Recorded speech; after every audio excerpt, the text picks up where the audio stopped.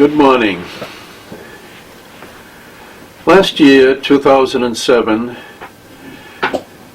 was the 1600th anniversary of the death of St. John Chrysostom in the year 407. He died in exile, despite the fact that he was one of the great fathers of the Church of Constantinople. He remains a key figure in patristic thought until today.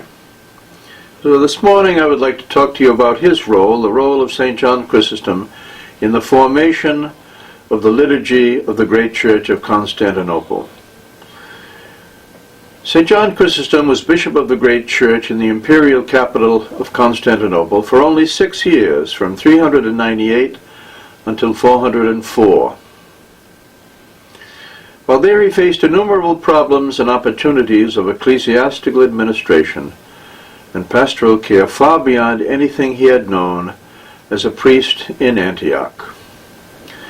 The excellent historical evidence shows that one of his major concerns was the liturgy, so much so that tradition attributes to him one of its chief liturgical texts, the liturgy we know and still celebrate as the Liturgy of St. John Chrysostom.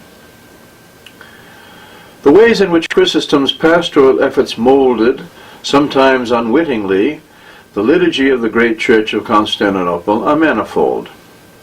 Among his early efforts was the fostering of orthodoxy via the famous stational processions, the most characteristic aspect of late antique and medieval Constantinopolitan liturgy that would indelibly mark forever the Byzantine liturgical tradition.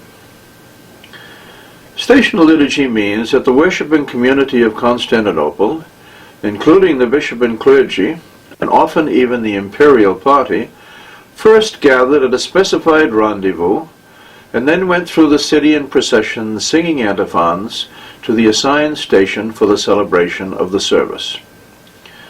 Disasters, natural and spiritual, provided the main occasions for these outdoor stational services. And during Chrysostom's brief episcopate, spiritual disasters, heresies and schisms, were the most ominous, as Arianism's multitudinous variants bled into the disputes over the divinity of the Holy Spirit. One should not think for a minute that these doctrinal issues were rarefied intellectual debates, limited to the theological elite.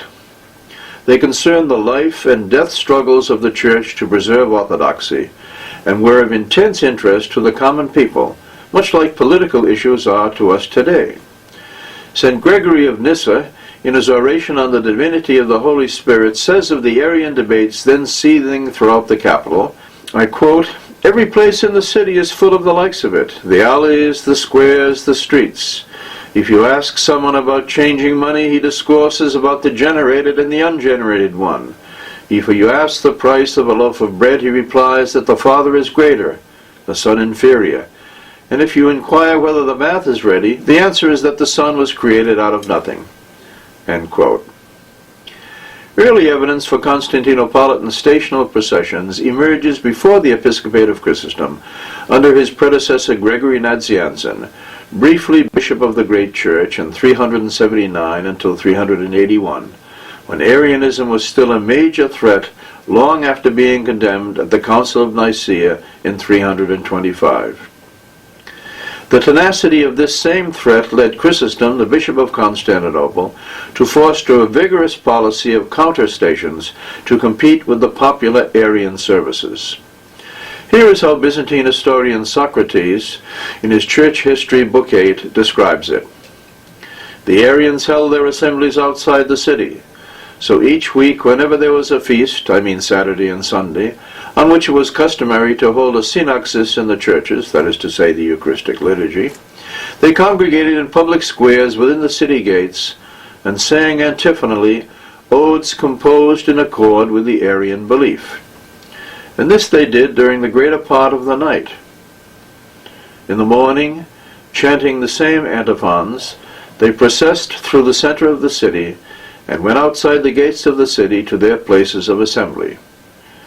John Chrysostom concerned lest some of the more simple faithful be drawn away from the church by such odes, set up some of his own people in opposition to them, so that they too, by devoting themselves to nocturnal hymnody, might obscure the effect of the Arians and confirm his own faithful in the profession of their own faith." End quote. Socrates tells us Chrysostom's flock took up his initiative with gusto, bearing in procession silver crosses illumined with lighted tapers designed by the saint himself and paid for by the Emperor Eudoxia. And the stations caught on, for the Byzantine historian Sozomen, a native of Gaza, writing sometime after 443 about ecclesial events in the crucial century from 324 until 425, says these stations continued even after the emperor had put a stop to the Arian processions. Especially popular were the transfer of relics processions, a favorite subject of the manuscript illuminators, some of which took place by sea along the waterways engulfing the capital on three sides, coming as they did from across the Bosphorus in Asia Minor, that factory of martyrs in the early Christian centuries, as well as again in the 20th. On such occasions, the torchlights of the participating throng turned the Propontis, Chrysostom says, into a river of fire. I quote, "Yesterday at the transfer of the relics of the martyr Phocas, our city was aglow, radiant and famous, because a martyr arrived in procession from Pontus. Let no one stay away from this holy assembly. Let us empty the city and go to the grave of the martyr. For even the emperor and his consort go with us. Let us make the sea a church once again, going forth to it with lamps." End of quote.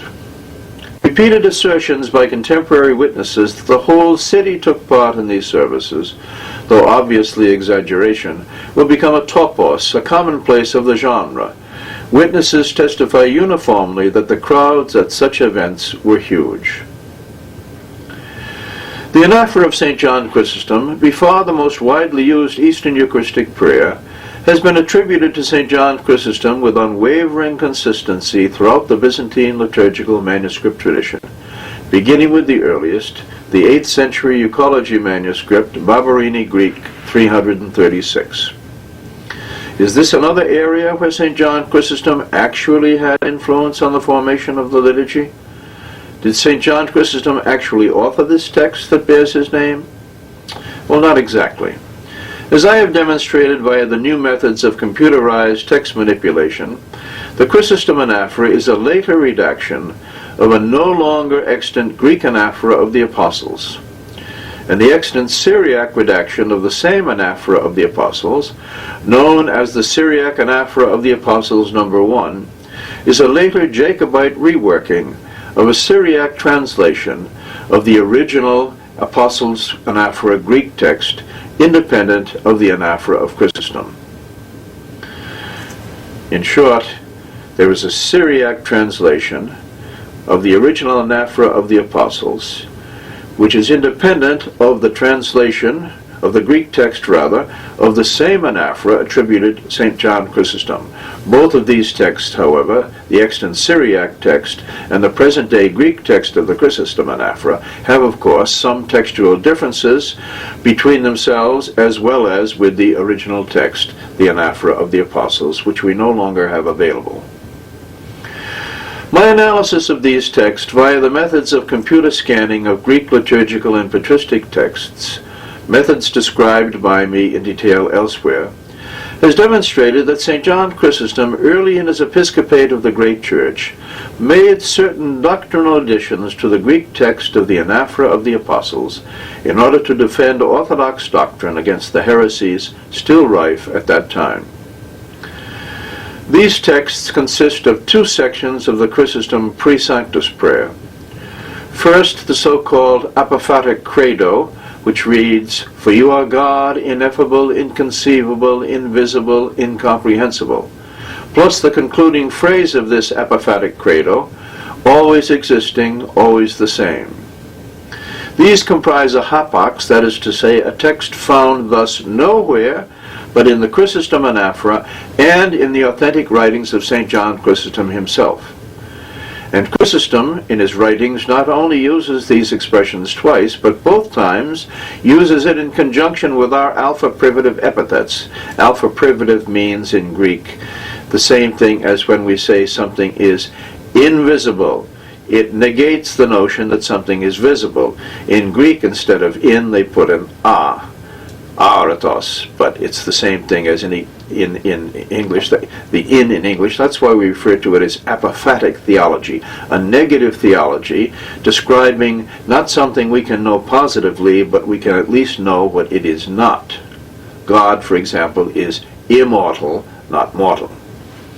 Secondly, the Chrysostom anaphora expands the original common conclusion of the thanksgiving by a further thanksgiving for hidden benefits. I quote, "For all the things we know and do not know, your seen and unseen benefits accomplished for us." Now, my database scan of these materials has shown that in his writings, Chrysostom is the only Greek writer to use the expression benefits known and unknown, and each time he does so in the genitive plural, exactly as in the Chrysostom anaphora. The conclusion is that these are additions to the text of the anaphora made by St. John Chrysostom himself. What led Chrysostom to make these interpolations into the Apostles' anaphora? Shortly after Chrysostom's ordination to the priesthood in 386, at the beginning of his preaching career in Antioch, a metropolis where paganism still flourished and Judaism still exerted its pull on Christians, the church itself was divided by the so-called Meletian schism, and heretics abounded. Chief among the latter were the Eunomians, proponents of a strict form of late Arianism which first reared its head in Antioch around the year 355.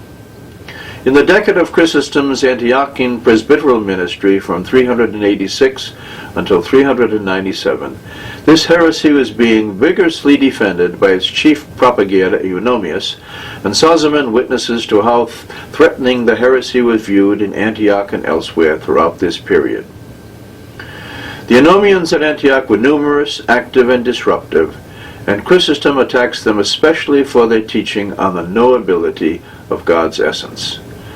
From the literature of this controversy originated an entire vocabulary of apophatic theology, including the four alpha privatives of Chrysostom: ineffable, inconceivable, invisible, incomprehensible. These four negatives, in other words, an apophatic theology saying what God is not. God is not effable, that is to say, seizable, comprehensible. He is not conceivable, he is inconceivable. He is not visible, he is not comprehensible. In other words, we can only know God insofar as he has revealed himself to us. We can't grasp, perceive immediately what and who God is. Did Chrysostom himself personally redact this expanded recension of the liturgical text? And if so, when? Since it is difficult to imagine a young presbyter, even of Chrysostom's obvious gifts, meddling with the anaphora of a major see like Antioch, one might prefer to think that the anaphora influenced the preacher and not vice versa. And thus was a text well known to Chrysostom already from frequent liturgical use of it, and not a recent innovation. Our main proof text, Chrysostom's Homilies on the Incomprehensibility of God, Homily 3 of the series, was, after all, preached at a Eucharist in Antioch, and it would be quite natural that at its conclusion, where the text in question appears, the homilist exhort his hearers to pray God in the words of the imminent anaphora, if those words were, in fact, part of the anaphora at that time. There is no sure way to resolve this question, but it seems to me fairer to the true weight of the objective evidence to attribute the apophatic epithets to Chrysostom, but to conclude that they were added to the Antiochian anaphora of the apostles by him, or at his direction, only after being ordained Bishop of Constantinople on February 26, 398. We find the apophatic confession in Chrysostom's homilies in Antioch before they appear in the liturgy, or at least before Chrysostom would have borrowed them from the liturgy after going to Constantinople. For the absence of the expression in the Syriac translation of the anaphora of the Apostles means that it was not part of the original Greek text of that anaphora that would have been known to Chrysostom during the Antiochian period of his ministry from 386 to 397. So it appears reasonable to assume that the liturgy got the apophatic confession from Chrysostom and not vice versa. According to this proposed scenario, the Antiochian writings of Chrysostom would be evidence that during the period of his Antiochian ministry, St. John knew and used the 4 apophatic epithets in a certain order in his writings. Later, while at Constantinople from 398 to 404, he interpolated them into the text of the Apostles' anaphora, an anaphora he had known in Antioch and probably introduced into the rite of the great church as its bishop. This would remove the objection voiced above to his presumptuously emending the liturgy of Antioch while a mere priest there. Nor can one object to delaying the interpolation of the apophatic confession until Chrysostom's Constantinopolitan episcopate, with the argument that the Anomian problem was chiefly an Antiochian one in Chrysostom's career. Chrysostom delivered his final 2 homilies against the Anomians at Constantinople in 398, and he continued to maintain his firm stand against Anomianism right until the end of his life, and without ambiguity, in one of his last writings from exile, his treatise on the providence of God. From what we have seen concerning the text of the Pre-Sanctus of the Chrysostom anaphora in relation to the parallel Syriac text of the anaphora of the Apostles and the writings of Chrysostom, I would conclude that in Constantinople, St. John Chrysostom took an already existing Antiochian Greek anaphora, the anaphora of the Apostles, and reworked it into the anaphora that still bears his name, the anaphora of St. John Chrysostom. Anyone who wishes to argue, rather, that all the doublets to that Chrysostom anaphora, adduced already in the Antiochian writings of the still presbyter John Chrysostom, were derived by him from an already existing text of the Apostles' anaphora, should be prepared to show how it is that no other defender of orthodoxy during the whole Anomian controversy, not a single one, not a single preacher or father of the church, ever, even once, exploits these ready-made texts in defense of the true Orthodox doctrine. I find it simply beyond all credibility that if these texts were ready to hand in a Eucharistic prayer of the local church where this controversy was raging, no single writer but the young presbyter John would have thought of using them as proof texts in the polemics of the day. John Chrysostom was also a defender of orthodoxy and intervened in the liturgical uses of the great church as a preacher of liturgical orthopraxis. It is no accident that most Byzantine Christian literature is homiletic. Ritual splendor, beautiful chant, and great preachers were the church's main earthly attractions, so much so that some people left the church once the sermon was over, as Chrysostom himself complains. Byzantine preaching was often long and boisterous. The bishop spoke seated on his throne in the apse, or at the ambo in the center of the nave, sometimes for as long as 2 hours, while the congregation stood crowded up against the chancel screen, delighting in the rhetorical flourishes of the homilist, punctuating their approval with shouts and applause, and their resentment with jeers when roundly berated for their vices and comportment, habitually unruly even in church. Chrysostom, however, tells his hearers in Constantinople that they would do better to observe his exhortations instead of applauding them. Despite the hubbub and applause, just how much of a literary Greek sermon in the late antique rhetorical tradition of the Greek fathers the Byzantine ordinary people understood is moot. Most late antique Greek preachers had an elevated style. Some highly rhetorical sermons seem to have been designed as much to show off as to communicate, and it is doubtful just how much the ordinary people understood.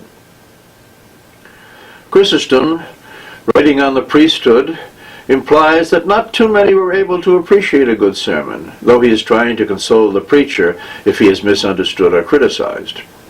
And the overflow crowds in attendance with their shouts, applause, and jeers in reaction to late antique preaching would indicate that at least some of the congregation certainly got the message. What were some of the liturgical issues Chrysostom felt the need to address in his preaching? By the end of the 4th century in East and West, the decline in frequent communion had become a major source of pastoral concern, one that Chrysostom addressed head-on in his preaching and pastoral admonitions. The degrees of canonical penance as articulated in some areas of the late antique East had exposed even more the division of the Christian community into communicants and non-communicants by introducing a category of penitents who would remain in church after the dismissals. Those in this final grade of penance immediately preceding reconciliation and readmission to communion were called bystanders, or those attending without an offering, because its members were allowed to stay for the Eucharistic part of the service, but without the right to offer or to receive communion. This grade of systasis, as it was called in Greek, bystanding, existed in areas like Bithynia, Pontus, Galatia, Cappadocia, and Asia Minor, as well as Constantinople, where we see it described around 550 in a letter of a Syrian Monophysite bishop then resident in the capital. He tells us that in the final degree of penitence, the penitent assists at the Eucharist with the faithful for 2 years, without, however, communicating. We have no earlier evidence for this grade in Constantinople, but since it is prescribed in the councils of Ancyra in Galatia in 314, in Nicaea in Bithynia in 325, just across from Constantinople, on the other side of the Propontis or Bosphora, and it appears in Constantinople around 535 to 550, it is not unreasonable to suppose that it was known there even earlier. Chrysostom opposed this practice, arguing against those who attend Eucharist without communicating, that if they are not worthy to partake of the sacrament, then neither are they worthy to participate with the faithful in the prayers. He says, "You are not worthy of the sacrifice nor of communion, then neither are you worthy of the prayer." So penitents, unworthy of the prayer as well as of the communion, are dismissed. Servants who have offended the master are sent away like the unbaptized. It is an insult for a guest to a feast to sit at table but refuse to partake, Chrysostom says. Is he not insulting the host? How do you stay and not partake of the table? I am unworthy, you will say. Then you are also unworthy of the communion and the prayers. End of quotation. But Chrysostom is not only among the first to draw attention to the decline in the frequency of communion, he may also have been partly responsible for it, telling his people over and over that many partake unworthily, stressing again and again the sincerity and purity of soul needed to approach the supper of the Lord. I quote, "With this purity approach at all times, without it never." And even when he laments, "In vain is the daily sacrifice, in vain do we stand before the altar, no one partakes," he immediately adds, "I say these things not so you will partake lightly, but so you will make yourselves worthy." How often did the faithful receive communion in Chrysostom's time? Obviously not often enough to suit him, from his constant preoccupation with the issue. Chrysostom's frequent laments contain some concrete hints as to actual practice. For example, he has to preach not only against the unworthy reception of communion, but also against the notion that communion should be limited to feast days. Similarly, in his sermon on the letter to the Ephesians, homily 3, Chrysostom berates his flock for falling into the routine of taking communion only on certain feast days. Chrysostom gives basically the same message in several other writings, like his treatise on baptism, on the baptism of Christ, number 4, and his homily on 1 Timothy, homily number 5. Also his homily on Hebrews 17. But despite Chrysostom's fervent insistence on more frequent communion, the message his flock heard most clearly was the downside of his exhortations. He quotes, "When he, the president, says the holy things for the holy ones, he is saying this: if someone is not holy, let him not approach." Chrysostom was also a preacher of decorum in church. Beyond the discipline of Holy Communion, Chrysostom addresses issues of less than ideal behavior in church, where things were far less than orderly. Chrysostom tells us the youth of Constantinople, whom he calls filth rather than youth, spend their time in church talking, laughing, joking. The large crowd at the Easter Vigil is more a mob than a congregation, he says. They come to church like they would go to the baths or the forum, without devotion or spiritual profit. It would be better to stay at home, Chrysostom concludes. The way the sexes behaved in church just exacerbated the general scandal of church-going in Constantinople. The women caused distractions even for the ministering clergy by the way they deck themselves out in finery, makeup, and jewelry. The presider greets those in church with peace, but the reality he has to face is more like all-out warfare everywhere, Chrysostom says, with his customary bluntness. And he continues, great is the tumult, great the confusion here in church. Our assemblies differ in nothing from a tavern, so loud is the laughter, so great the disturbance. Just as in the baths and the markets, with everyone shouting and causing an uproar. The church is not a barber shop, a perfumer's, nor any other shop in the forum. In church we behave more impudently than dogs, and pay as much respect to God as to a whore.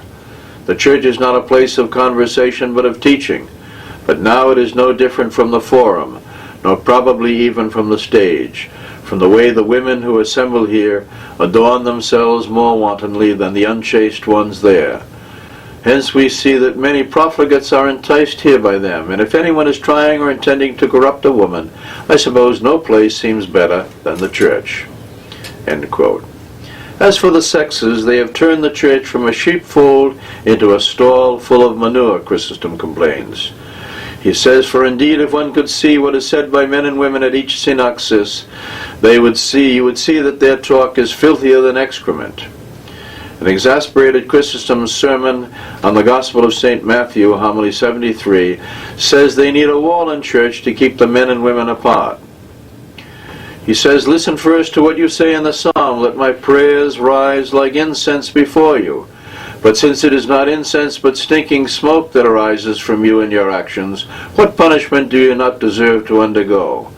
What is the stinking smoke? Many enter the church to gape at the beauty of the women, others curious to see the blooming youth of the boys. What are you doing, man? Do you curiously look for female beauty and not shudder at insulting in this way the temple of God? Does the church seem to you a whorehouse, less honorable than the forum? In the forum you are ashamed to be seen giving women the once-over. But in God's temple, when God himself is speaking and warning you about these things, you are committing fornication and adultery at the very time you are hearing not to. Indeed, you ought to have an interior wall to separate you from the women. But since you don't want to, our fathers thought it necessary to wall you off with these boards. For I hear from elders that formerly there were not these barriers, since in Christ Jesus there is neither male nor female." Galatians 3. In the time of the apostles the men and women were equal, for the men were men and the women women. But now it is completely different. The women have taken on the habits of courtesans, and the men are no different from frantic stallions. End of quotation. Even allowing for rhetorical hyperbole, in those days things were obviously somewhat less sedate in church than they are today. By way of conclusion, we may ask how much success Chrysostom actually had in his attempts at imposing church discipline.